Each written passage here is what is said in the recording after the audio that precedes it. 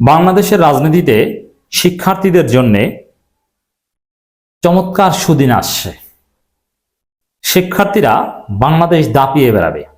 শিক্ষার্থীদের হুমকিতে সরকার নড়েচড়ে বসবে, যারাই ক্ষমতায় আসুক, এবং সমস্যা সমাধানে শিক্ষার্থীরাই হবে হাতিয়ার। Students power will be most powerful power in Bangladesh. পরিস্থিতি সেদিকেই যাচ্ছে। স্বরাষ্ট্র উপদেষ্টার একটা বক্তব্যে আমরা সেরকম ইঙ্গিত পাই। দর্শক, হাসিনার আমলে কিংবা এরশাদের আমলেও আমরা দেখেছি, বা টোটাল বাংলাদেশটা ছিল এরকম যে সরকার দলীয় ছাত্র সংগঠন শিক্ষার্থীদেরকে দমন করত, নিয়ন্ত্রণ করত।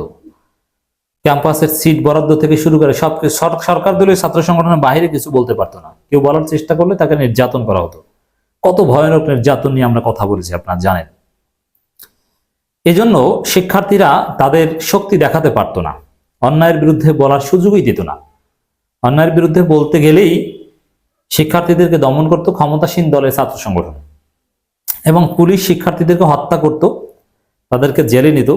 হাজার হাজার শিক্ষার্থীদেরকে জেলে বসে পরীক্ষা দিতে হয়েছে, অনেকে পরীক্ষা দিতে পারেনি, অনেককে পঙ্গু করে দেওয়া হয়েছে। হাজার হাজার রানিং শিক্ষার্থীকে আওয়ামী লীগ সরকার হত্যা করেছে।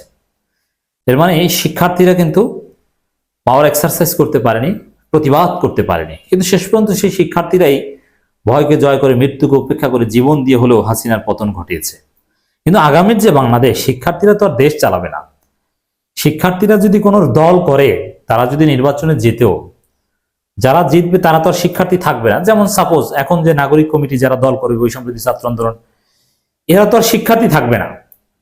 এরা হয়তো বা তরুণ, কিন্তু শিক্ষা জীবন তো শেষ হচ্ছে বা হয়েছে বেশিরভাগেরই, কিন্তু তরুণ। এরাও যদি দেশ চালায়, তরুণরা দেশ চালাবে, কিন্তু শিক্ষার্থীরা তো নয়। তবে বাংলাদেশের সিস্টেম যেভাবে গড়ে উঠছে, যে কালচার যেভাবে গড়ে উঠছে, সরকারও যে ইঙ্গিত দিচ্ছে, তাতে ক্ষমতায় যারাই থাকুক, বিএনপি থাকুক, জামাত থাকুক আর নাগরিক কমিটি থাকুক, বিশ্ববিদ্যালয় কলেজের শিক্ষার্থীরা যদি কোনো একটা দাবি করে বা কোনো বিষয়ে প্রতিবাদ করে, ওটা সবার উপরে গুরুত্বের সাথে সরকার বিবেচনা করতে বাধ্য হবে। স্টুডেন্টস পাওয়ার মানে সব সরকার ভয় করবে যে এমন কোনো কাজ করা যাবে না যে স্টুডেন্টরা যদি মাঠে নেমে আসে। স্টুডেন্টরা মাঠে নেমে আসতে কিছু করার নেই, স্টুডেন্টদের দমানো যাবে না। এখন হাসিনা কিভাবে দমাতো? গুলি করে, হত্যা করে।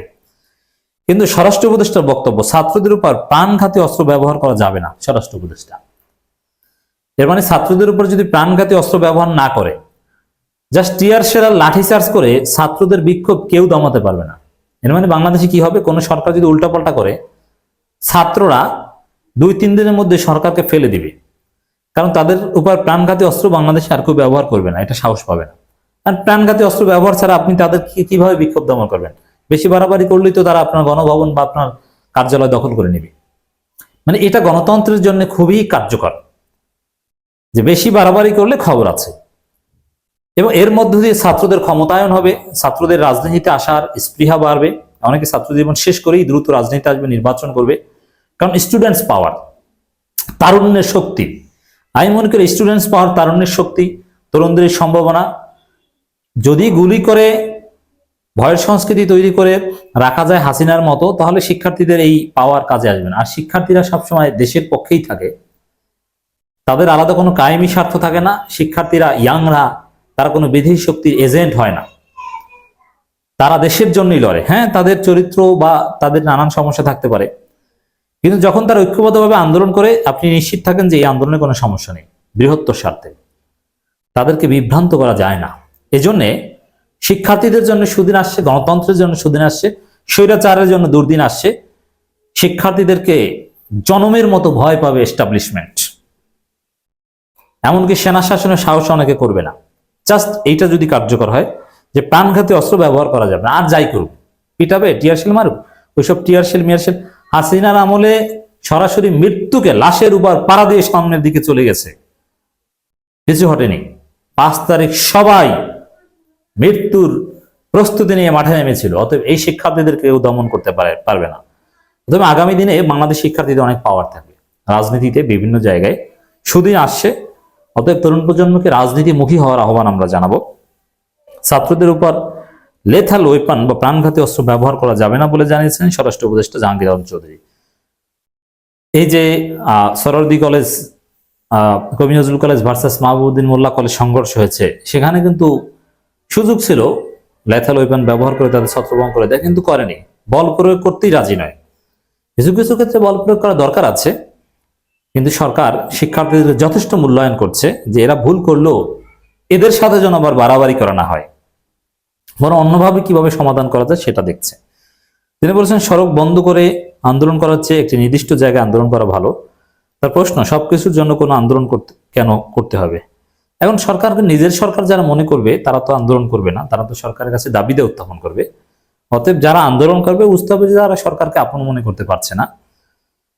আরেকটা বিষয় হচ্ছে যে সড়ক বন্ধ করে আন্দোলন, এটা আসলে স্বরাষ্ট্র উপদেষ্টা বারবার বলছেন, এটা এইভাবে বললে সমাধান হবে না।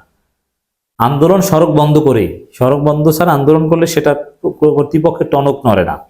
এই জন্য কোন একটা নির্দিষ্ট জায়গায় আন্দোলন করা, সরোয়ার্দী উদ্যানে শিক্ষার্থীরা জড়ো হয়ে আন্দোলন করবে আর তাতে কেউ সাড়া দিবে, এটা হয় না। তখন ওটা দিয়ে কেউ তাকাবেই না, ফেসবুকে লাইভ হলেও মানুষ দেখবে না।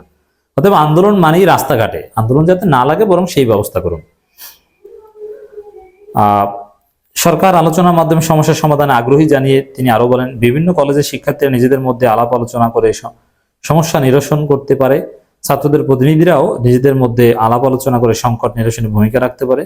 ছাত্ররা যেন রাস্তায় না নামে সেটা অনুরোধ করছি। ছাত্রদের উপর মরণাস্ত্র ব্যবহার করা যাবে না। রাস্তায় যেন না নামে, নামলেও তাদের উপর মরণাস্ত্র ব্যবহার করা যাবে না। এটাই হচ্ছে শিক্ষার্থীদের জন্য সুদিন আসার ইঙ্গিত, যে আগামী দিনের রাজনীতিতে শিক্ষার্থীরাই দাপিয়ে বেড়াবে। শিক্ষার্থীদের বাংলাদেশ, তরুণ প্রজন্মের বাংলাদেশ হতে যাচ্ছে।